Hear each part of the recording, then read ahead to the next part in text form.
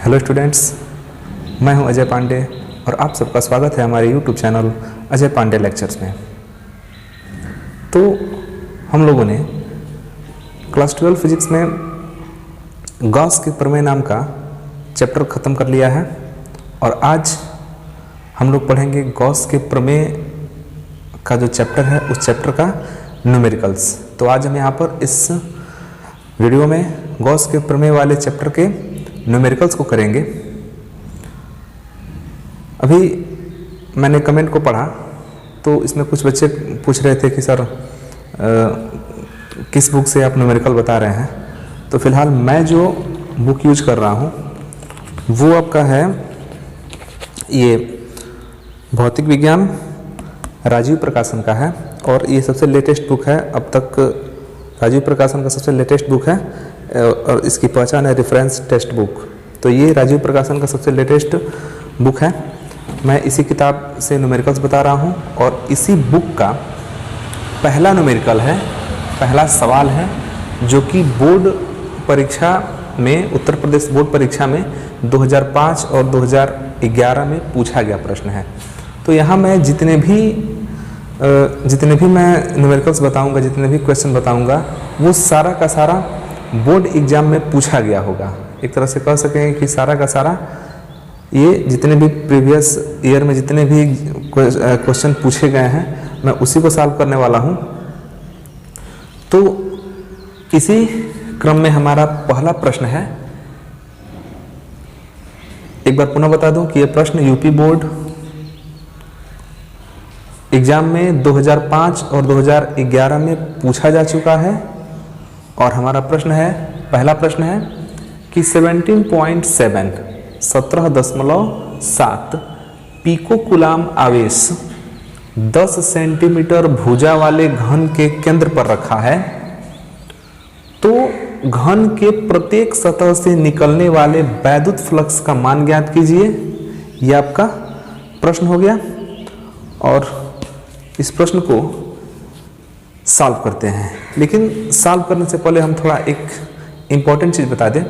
जैसा कि मैंने पिछले जो 2 वीडियो में न्यूमेरिकल बताया है, लेसन 1 का और लेसन 2 का। लेसन 1 के न्यूमेरिकल्स में भी मैंने इस बात को बताया था और लेसन 2 वाले न्यूमेरिकल्स में भी मैंने इस बात को बताया था कि फिजिक्स के न्यूमेरिकल्स को सॉल्व करने के लिए आपको बेसिक कैलकुलेशन आना चाहिए और बेसिक कैलकुलेशन का मतलब होता है दशमलव का जोड़, घटाव, गुणा, भाग, आधार, घातांक संबंधित जितने भी कैलकुलेशन है वो सारा चीज़ आपको ढंग आना चाहिए। अगर इतना नहीं आता है तो फिर फिजिक्स के न्यूमेरिकल्स नहीं आएंगे। तो आप प्रयास कीजिए कि अगर जिन लोगों को नहीं आता है वो दशमलव का जोड़, घटाव, गुणा, भाग तो और आधार, घातांक की जितने भी कैलकुलेशन है, कुछ लॉगरिथम के भी कैलकुलेशन है, तो इन सब बेसिक चीज़ों को आप जो है निचले क्लास के जो बुक हैं उनसे पढ़कर और सीख जाइए। उसके बाद से फिजिक्स के न्यूमेरिकल को सॉल्व कीजिए तो अच्छे तरीके से आप सॉल्व कर पाएंगे। और दूसरा चीज़ कि जिस भी चैप्टर के न्यूमेरिकल्स आप बना रहे हैं उस चैप्टर के जितने भी फार्मूले हैं वो फार्मूले आपको याद होने चाहिए, क्योंकि फार्मूले याद रहेंगे तभी तो आप उसका यूज कर पाएंगे। इसलिए ये 3 चीज़ जो है आपको इस पर काम करना है। बेसिक कैलकुलेशन ढंग आना चाहिए, दशमलव का जोड़, घटाव, गुणा, भाग, आधार, घातांक से संबंधित जितने भी कैलकुलेशन है सारा चीज़ होना चाहिए और कुछ लॉगरिथम के हैं, कुछ इक्वेशन के हैं, मतलब कि बेसिक जो कैलकुलेशन है, बेसिक मैथमेटिक्स है वो आपको ढंग आना चाहिए। और तीसरी चीज़ कि जिस भी चैप्टर का आप ये न्यूमेरिकल सॉल्व करने जा रहे हैं उस चैप्टर के फार्मूले जरूर याद होने चाहिए, क्योंकि फार्मूले याद रहेंगे तभी आप उसको यूज कर पाएंगे। जैसा कि हम यहाँ पर पहला क्वेश्चन कर रहे हैं, एक बार मैं पुनः प्रश्न को पढ़ दे रहा हूँ कि 17.7 पिको कूलाम आवेश 10 सेंटीमीटर भुजा वाले घन के केंद्र पर रखा है। तो घन के प्रत्येक सतह से निकलने वाले वैद्युत फ्लक्स का मान ज्ञात कीजिए। तो यहाँ पर पहले हम देख लेते हैं कि इसमें क्या ज्ञात है।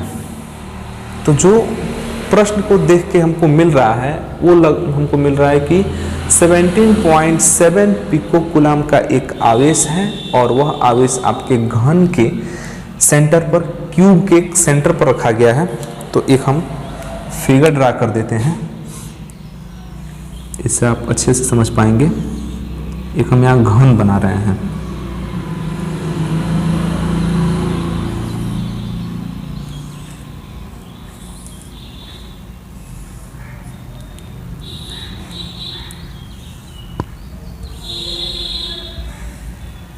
तो ये एक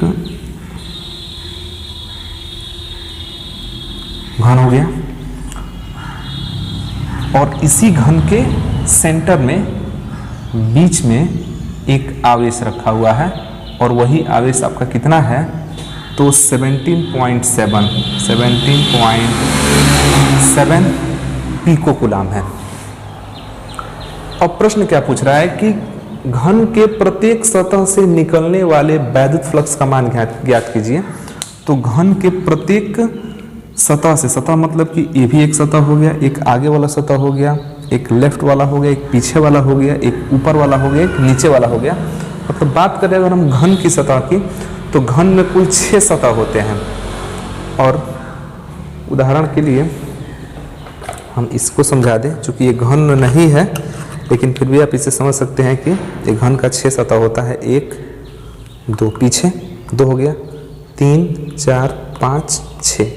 तो ऐसे ही चूंकि ये घनाभ है लेकिन घन का भी ठीक ऐसे ही होता है। घन क्या होता है, इसकी लंबाई चौड़ाई ऊंचाई तीनों क्या हो, बराबर हो, तो घन कहलाता है। तो उसमें 6 सतह होता है। तो कह रहा है कि प्रत्येक सतह से निकलने वाला, पास करने वाला वैद्युत फ्लक्स ज्ञात कीजिए। तो हम यहाँ पर पहले निकालते हैं कि वैद्युत फ्लक्स कितना होगा। तो जैसा कि हम लोग गॉस का प्रमेय पढ़े हैं कि किसी पृष्ठ से होकर गुजरने वाला वैद्युत flux phi equal to Q by epsilon naught, हम लोग इस चीज को पढ़े हैं।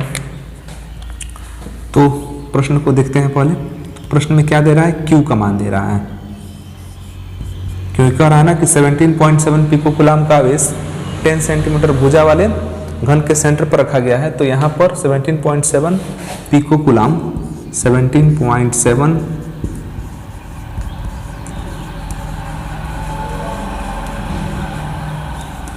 पिकोकुलाम ये हो गया।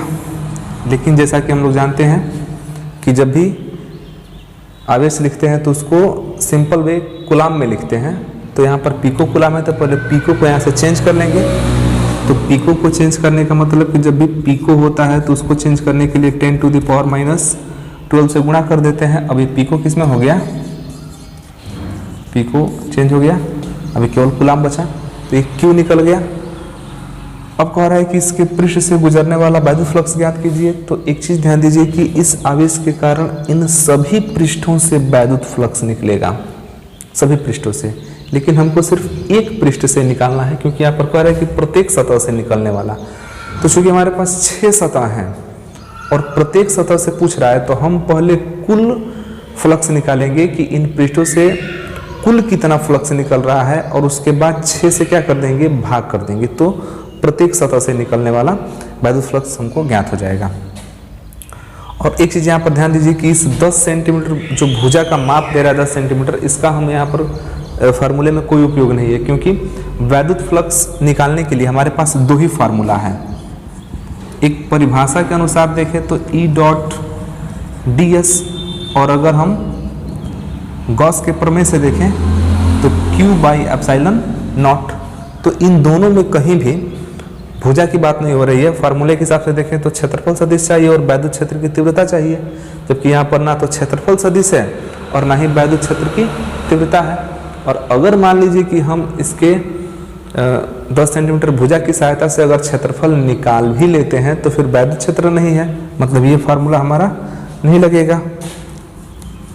तो अब आ जाते हैं Q बाई एप्सिलॉन नॉट पर। तो Q तो हमारे पास दिया है और एप्सिलॉन नॉट तो कांस्टेंट है, उसका मान हमको पता है, तो हम इस सूत्र की सहायता से आसानी से निकाल सकते हैं।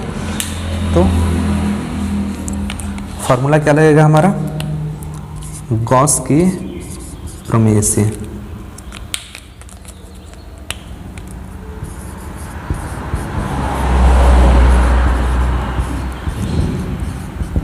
गॉस के प्रमेय से यहाँ पर फार्मूला होता है वैद्युत flux phi equal to Q by epsilon naught. अब क्यू का मान रख दीजिए, एप्सिलॉन नॉट का मान रख दीजिए। तो क्यू का मान जब आप रखेंगे तो क्यू का मान है 17.7 पिको कूलाम, और पिको को हमने हटा दिया तो 10 टू द पावर -12 ये हुआ। और नीचे एप्सिलॉन नॉट का मान होता है 8.85 इंटू 10 टू द पावर -12। ये भी आपको जो है जानना पड़ेगा, ये सब बेसिक चीज़ें हैं। मैंने पहले ही बताया है कि आपको बेसिक चीज़ें ढंग आनी चाहिए। तो अब यहाँ से आप इसको कैलकुलेट कर दीजिए, और यहाँ पर हमने क्या कर दिया, इसको कटा दिया। और कटाने के बाद हम क्या कर रहे हैं कि देखिए इसके ऊपर दशमलव के बाद एक अंक है और यहाँ पर नीचे दशमलव के बाद 2 अंक हैं। तो हम यहाँ पर दशमलव को हटाना चाहते हैं। दशमलव को हटाने के लिए नीचे 2 अंक हटाना पड़ेगा, ऊपर 1 अंक हटाना पड़ेगा। तो इसलिए हम ऊपर और नीचे 100 से गुणा कर देते हैं, मतलब कि अंश में और हर में 100 से गुणा कर देंगे तो आराम से दोनों दशमलव क्या हो जाएगा, समाप्त हो जाएगा। और इसको लिख सकते हैं 100 से गुणा करने के बाद 1770, और यहाँ पर हो जाएगा 885। तो ये हमारा हुआ इस घन के पूरे सरफेस, मतलब कि संपूर्ण पृष्ठ से निकलने वाला वैद्युत फ्लक्स। ये संपूर्ण पृष्ठ से हुआ। तो जैसा कि प्रश्न में संपूर्ण पृष्ठ का नहीं पूछा है, प्रश्न में क्या पूछा है कि प्रत्येक सतह से निकलने वाला वैद्युत फ्लक्स। और हम जानते हैं कि जो घन होता है इसमें 6 सतह होते हैं, तो प्रत्येक सतह का अगर निकालेंगे तो कुल वैद्युत फ्लक्स हो गया। और अगर हम प्रत्येक सतह का निकालें तो प्रत्येक सतह का निकालने के लिए ये संपूर्ण है, और 6 सतह होता है तो प्रत्येक सतह का निकालने के लिए 6 से क्या कर देंगे, इसमें भाग कर देंगे। तो यहाँ पर लिख देंगे चूंकि घन में 6 सतह होते हैं, इसलिए प्रत्येक सतह से निकलने वाला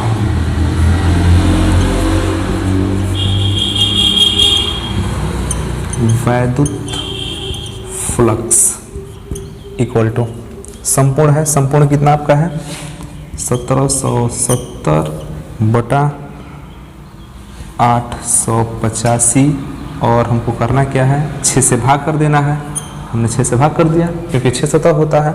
अब ये जो भाग हुआ यहाँ के मल्टीप्लाई हो जाएगा, तो 1770 और भाग कर देंगे, यहाँ के मल्टीप्लाई होगा। भाग करना मतलब कि यहाँ के मल्टीप्लाई हो जाएगा, तो 6 × 30 हो गया। और 6 का पहाड़ा जब 8 पर पढ़ेंगे तो 48 होता है, 48 3 51 हो जाएगा। और 6 का पहाड़ा फिर से 8 पर पढ़ेंगे तो फिर 48 और 5 53, और 10 से 10 कट गया। और जब आप 177 में 531 से भाग करेंगे तो ये आ जाएगा 0.333 करके ऐसे आएगा, और हमारा उत्तर हो जाएगा 0.33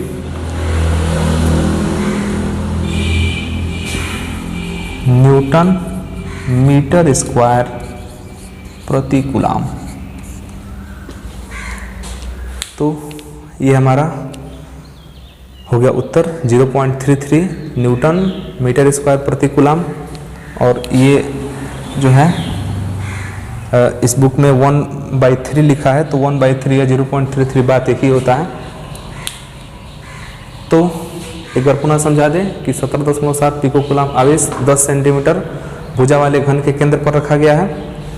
तो इसके प्रत्येक सतह से होकर गुजरने वाला वैद्युत फ्लक्स ज्ञात करना है। तो हमने जो दिया है उसको लिख दिया, क्यू ज्ञात है तो क्यू हमने लिख दिया 17.7 पिको कूलाम, और पिको को हटा दिया तो 10 टू द पावर -12 हो गया। अब ये कूलाम में लिख सकते हैं। और गॉस के प्रमेय से हम जानते हैं कि किसी पृष्ठ से गुजरने वाला संपूर्ण वैद्युत फ्लक्स कितना होता है, Q बटा एप्सिलॉन 0 होता है। Q का मान रख दिया गया, एप्सिलॉन 0 का मान रख दिया गया, कैलकुलेट कर लिया गया, इतना आया। और ये जो आया है यह उस घन के संपूर्ण पृष्ठ से निकलने वाला सभी सतहों से निकलने वाला वैद्युत फ्लक्स है। और चूंकि हम लोग जानते हैं कि घन में 6 सतह होता है, इसलिए प्रत्येक सतह से कितना निकलेगा, तो हमने इसमें क्या कर दिया, 6 से भाग कर दिया।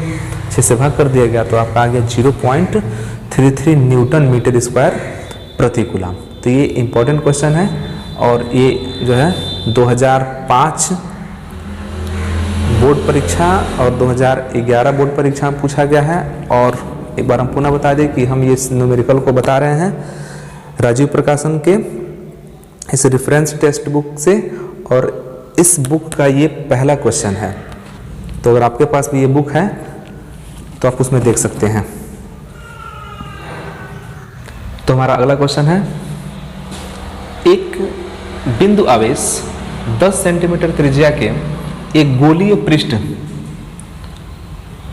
से -1.0 इंटू 10⁻³ न्यूटन मीटर स्क्वायर प्रति कूलम का वैद्युत फ्लक्स उत्पन्न करता है।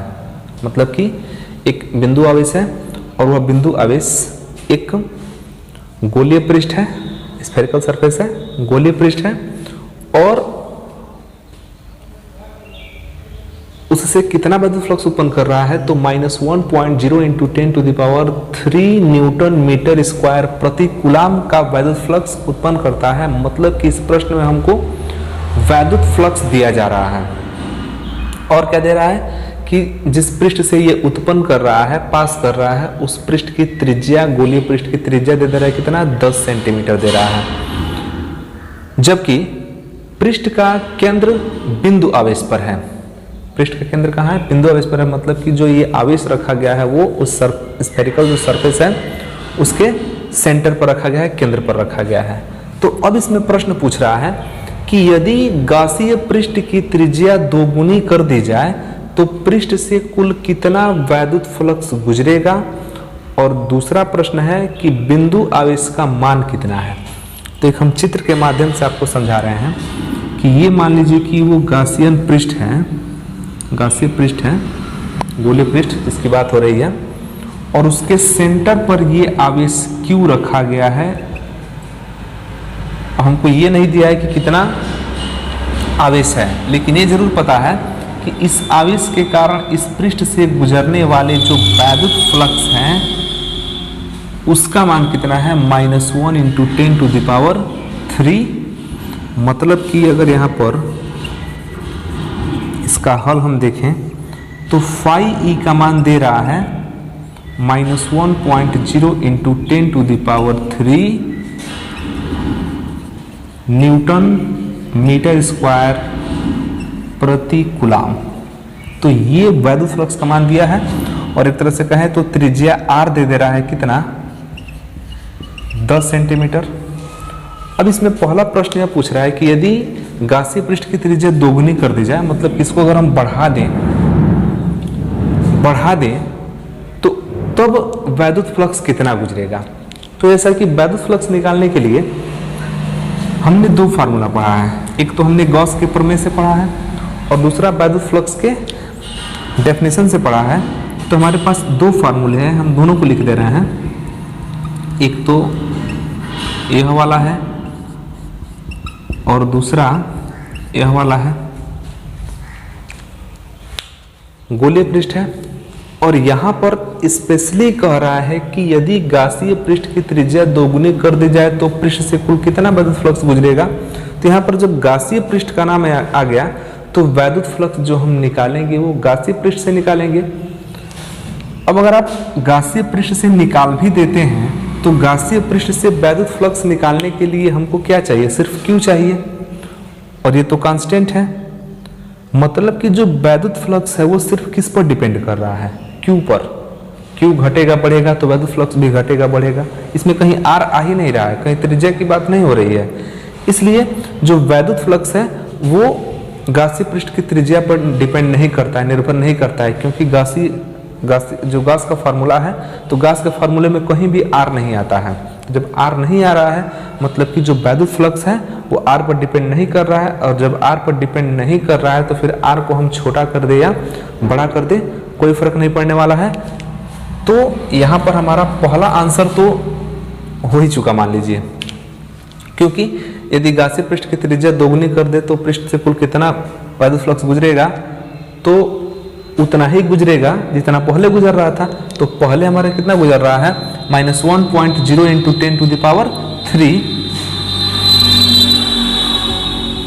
-1.0 into 10 to the power 3 newton metre square प्रति कूलाम। यही हमारा पहला का उत्तर हो जाएगा, क्योंकि गासी पृष्ठ की त्रिज्या घटने से या बढ़ने से उसके वैद्युत फ्लक्स पर कोई प्रभाव नहीं पड़ता है। और फार्मूला में हमने जैसा कि देख भी लिया है कि उसमें केवल Q पर डिपेंड कर रहा था, आवेश पर डिपेंड कर रहा था, बाकी किसी भी भौतिक राशि पर कोई निर्भरता नहीं है। और अब दूसरे प्रश्न की बात करें कि बिंदु आवेश का मान कितना होगा। तो बिंदु आवेश मतलब कि Q पूछा है, तो Q पूछा है तो पहले हम फार्मूला लिखते हैं। चूंकि फाई E इक्वल टू होता है Q बाई एप्सिलॉन नॉट। अब इसमें क्या क्या दिया है पहले इस पर विचार कर लेते हैं। तो इसमें फाई E का मान ऑलरेडी दे दिया है। फाई E का मान दे रहा है -1.0 into 10 to the power 3 equal to Q नहीं दिया है, छोड़ दीजिए, रख लीजिए वैसे ही। एप्सिलॉन नॉट का मान होता है 8.85 इंटू 10 टू द पावर -12। अब यहाँ पर Q का मान निकालना है तो बड़ी सिंपल है, इसको भेजेंगे इधर, और जो कि इधर भाग में है तो इधर आगे क्या हो जाएगा, गुणा में हो जाएगा। पक्षांतर होता है तो चिन्ह परिवर्तित हो जाता है। तो यहाँ से अगर हम Q का मान निकालें तो ये आके इसमें गुणा हो जाएगा, मतलब -1.0 into 10 to the power 10 cube 10 to the power 3 into 8.85 into 10 to the power -12, ये हुआ। अब यहाँ पर यदि गुणा कर दिया जाए इसका, तो गुणा कर करें तो 1 का गुणा तो होगा तो यही हो जाएगा 8.85 इंटू, और 10 टू द पावर 3 है, 10 टू द पावर -12 है। इस वीडियो की शुरुआत में हमने बताया है कि आपको फिजिक्स के न्यूमेरिकल के लिए बेसिक कैलकुलेशन आना चाहिए। जैसा कि हमने कहा था कि दशमलव का जोड़ घटाव गुणा भाग और आधार घातांक से संबंधित जितने भी कैलकुलेशन है सारा आना चाहिए। तो देखिए आ गया, दशमलव का गुणा और आधार घातांक का भी गुणा आ गया। अब यहाँ पर हम लोग जानते हैं कि जब आधार बराबर होता है तो उसके घातांक जुड़ जाते हैं। तो -12 में जब 3 जोड़ेंगे तो 10 टू द पावर ये हो जाएगा -9, और ये हमारा मिला Q।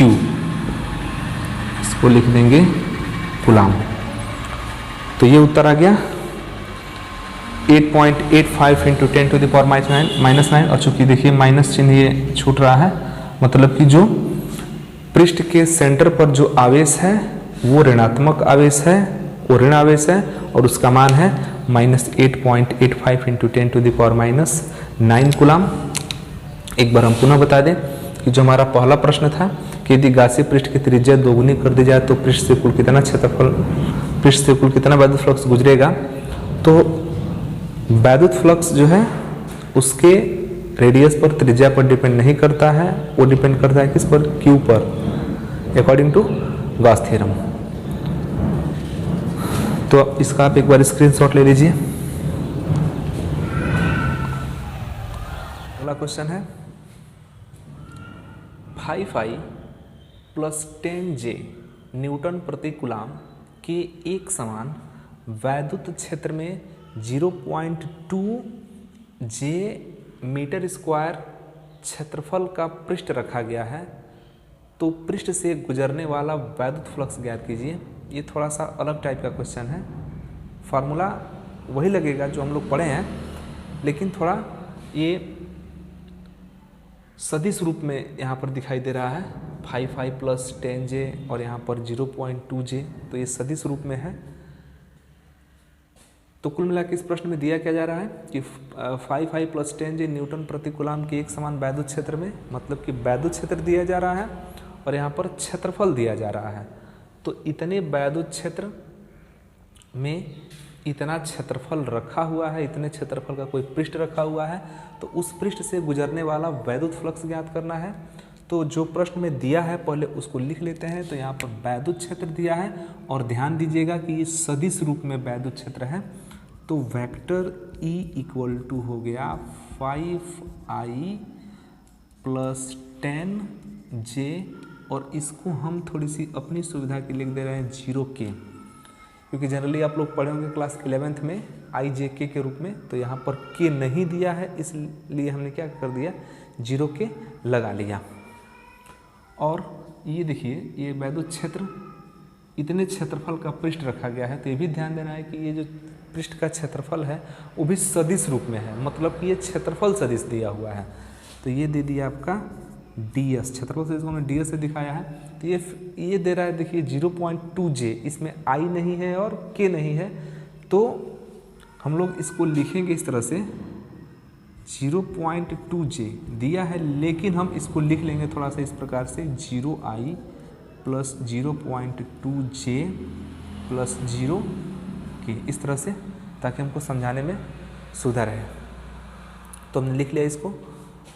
अब हम यहाँ पर निकालते हैं कि इस पृष्ठ से गुजरने वाला वैद्युत फ्लक्स। तो जैसा कि हम लोग वैद्युत फ्लक्स का जो डेफिनेशन पढ़ा था, तो डेफिनेशन में हम लोगों ने वहाँ पर एक फार्मूला लिखा था, और फार्मूले में लिखा गया था कि phi E equal to vector E dot vector ds। Flux वैद्युत फ्लक्स के परिभाषा में जो फार्मूला पढ़ा गया था उसके हिसाब से बनाएंगे, क्योंकि वही दोनों चीज़ दे रहा है, बाकी कुछ है नहीं, और सिंपल है एकदम, वैद्युत फ्लक्स ज्ञात कर देना है। तो it implies that phi E equal to होता है vector E dot vector ds, E का मान दिया हुआ है 5i प्लस 10j, 0 को हम अपने आप से रख रहे हैं थोड़ी सी सुविधा हो, और dot 0i plus 0.2j plus 0k। अब यहाँ पर एक सदिश हो गया, एक सदिश हो गया, और सदिशों का अदिश गुणन आप पढ़े होंगे। तो अदिश गुणन का जो तरीका है वो यह होता है कि i वाला i में गुणा हो जाता है, प्लस j वाला j में गुणा, प्लस k वाला k में गुणा। बहुत सिंपल तरीका है गुणा करने का। तो हम यहाँ पर गुणा करके देखिए i वाला i में, तो 5 का 0 में गुणा होगा तो 0, और i का i में जब डॉट गुणन होता है तो कितना हो जाता है 1। तो जब ये 0 हो ही गया तो फिर 1 लिखने से कोई फ़ायदा नहीं है, तो ये वाला तो 0 हो गया ऑलरेडी ऐसे ही। और यहाँ देखिए 10 का 2 में गुणा करेंगे तो 10 दूना 20 होता है, लेकिन 0.1 अंक के बाद लग जाएगा। i वाला गुणा हो गया है, प्लस j का गुणा, तो 10 दूना 20, तो ये हो जाएगा 2.0, और j into j dot j जो है 1 होता है, छोड़ दीजिए, प्लस 0 गुणा 0 में हुआ तो 0 हो गया, और ये फाइनली हुआ 2.0। और चूँकि वैद्युत फ्लक्स है तो इसका मात्रक हो जाएगा न्यूटन मीटर स्क्वायर प्रति कूलाम, या वोल्ट मीटर भी हो सकता है। इसका मात्रक एक और होता है वोल्ट मीटर। तो बहुत सिंपल था ये क्वेश्चन। इसमें करना क्या है कि अदिश गुणा है, और अदिश गुण जब भी गुणा होता है अदिश में, अदिश गुणा जब भी होता है, सदिशों का अदिश गुणन जब भी होता है तो i वाला i में गुणा होता है, मतलब i वाला i में प्लस डॉट प्लस j वाला j में गुणा करके, फिर से प्लस k वाला k में गुणा करके, वही चीज़ हमने किया। i वाला i में गुणा किया, 0 हो गया, j का गुणा हुआ 2 हुआ, फिर k वाला 0, और सबको जोड़ दिया गया। ये हो गया आपका रिजल्ट। आप भी इसका स्क्रीनशॉट ले लीजिए। हमारा अगला क्वेश्चन है कि अनंत लंबाई के आवेश रेखा 2.0 मीटर की दूरी पर 4 × 10⁴ न्यूटन प्रति कूलाम का वैद्युत क्षेत्र उत्पन्न करता है। रेखीय आवेश घनत्व ज्ञात कीजिए। तो यहाँ पर एक अनंत लंबाई का चालक तार है। यहाँ पर आवेश रेखा मतलब हुआ चालक तार की बात हो रही है। अनंत लंबाई का एक चालक तार है, और इस अनंत लंबाई के चालक तार से कितना मीटर की दूरी पर, 2 मीटर की दूरी पर, यहाँ पर मान लीजिए कि 2 मीटर दूरी है, तो यहाँ पर वैद्युत क्षेत्र का मान दे रहा है 4.5 × 10⁴ न्यूटन प्रति कूलाम का वैद्युत क्षेत्र उत्पन्न करता है। तो इस चालक जो तार है इसका रेखीय आवेश घनत्व ज्ञात कीजिए।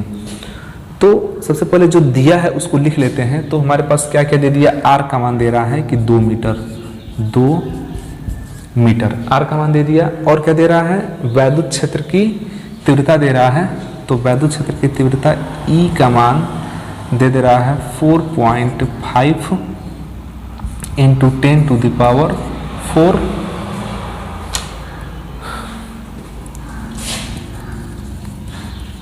न्यूटन प्रति कूलाम, यह दे दिया। अब रेखीय आवेश घनत्व का मान पूछ रहा है, मतलब कि लैम्डा का मान पूछ रहा है। तो फार्मूला आप लोगों को याद होना चाहिए, बिना फार्मूले का कोई क्वेश्चन बनने वाला है नहीं, क्योंकि आपको पता होना चाहिए कि क्या हमको ज्ञात करना है, क्या दिया है तो कौन सा फार्मूला लगेगा। तो अनंत लंबाई के चालक तार के कारण वैद्युत क्षेत्र की तीव्रता के लिए हमने एक फार्मूला डिराइव किया था, E = 1/4πε0 2 λ/r। इस फार्मूले को हम लोगों ने डिराइव किया था, तो इसी का प्रयोग करेंगे क्योंकि E दिया है, ये कांस्टेंट है, R का मान दिया है, बस लैम्डा का मान निकाल देना है। इसको कैलकुलेट कर लीजिए, पहले मान रख लेते हैं। E = इसका मान होता है, E का भी मान रख लेते हैं क्योंकि E का मान दिया हुआ है 4.5 इंटू 10⁴, और ये जो मान होता है ये होता है 9 इंटू 10⁹ इंटू 2 लैम्डा। लैम्डा का मान तो दिया है नहीं, लेकिन R का मान यहाँ पर दे रहा है, R का मान दे रहा है 2 मीटर। तो यहाँ 2 से 2 कैंसिल हो जाएगा, और अब हमको सिर्फ लैम्डा का मान निकाल देना है। तो लैम्डा का मान निकालेंगे तो ये पार्ट जो है ये चला आएगा नीचे, क्योंकि गुणा में है, पक्षांतर करेंगे भाग में चला जाएगा। तो सीधे सीधे लैम्डा का मान हो गया 4.5 इंटू 10⁴ बाई हो गया 9 इंटू 10⁹, 9 इंटू 10⁹। तो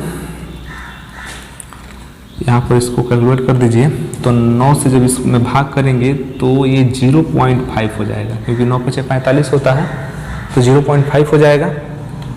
और ये इसमें का 10 जो है 4 बार है, तो इसमें के 4 बार के 10 को काट देगा तो बचेगा कितना, 5 बार का बचेगा। इसको ले लेंगे ऊपर, तो 0.5 इंटू 10⁻⁻5, क्योंकि जब आधार घातांक में ऐसा रूल है कि जब भी आप अंश हर को अंश में ले जाते हैं तो वो उसका जो घात होता है वो निगेटिव हो जाता है। तो यहाँ ये -5 हो जाएगा, और इसके दशमलव को अगर हम हटाना चाहें तो 5 इंटू 10⁻, इसको -6 कूलाम लिख देंगे, और -6 को भी आप हटाना चाहें तो हो जाएगा 5 माइक्रो, क्योंकि -6 को माइक्रो बोलते हैं, माइक्रो कूलाम। तो ये तीनों आंसर है जो आपके बुक में दिया हो। तो ये काफ़ी आसान रहा, अच्छा क्वेश्चन है। और ये बता दें कि जितने भी क्वेश्चन हमने बताया है इस वीडियो में, सारे के सारे बोर्ड एग्जाम में पूछे गए प्रश्न है। और एक बार हम पुनः बता दें, ये सारा का सारा क्वेश्चन हमारे इस बुक का है, राजीव प्रकाशन का लेटेस्ट बुक है, रेफरेंस टेक्स्ट बुक। तो इसी बुक से हमने सारे क्वेश्चन बताएं। सारा न्यूमेरिकल इसी बुक का है, अच्छा बुक है, और इसका न्यूमेरिकल भी काफ़ी अच्छे हैं। तो आप इसका स्क्रीनशॉट ले लीजिए।